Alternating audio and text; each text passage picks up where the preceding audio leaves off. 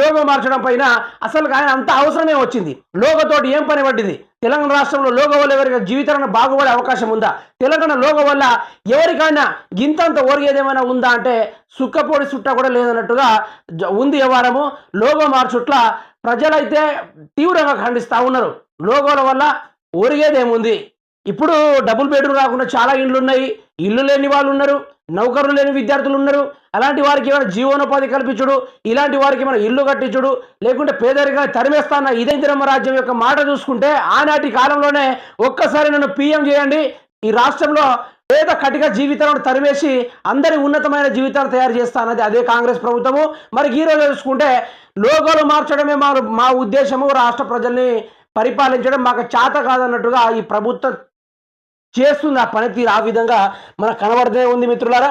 దానికి తగ్గట్టు వాటి నుంచి కేసీఆర్ రెడ్డి, కిషన్ రెడ్డి ధూమ్ధామ్ లొల్లి పెడుతూనే ఉన్నారు.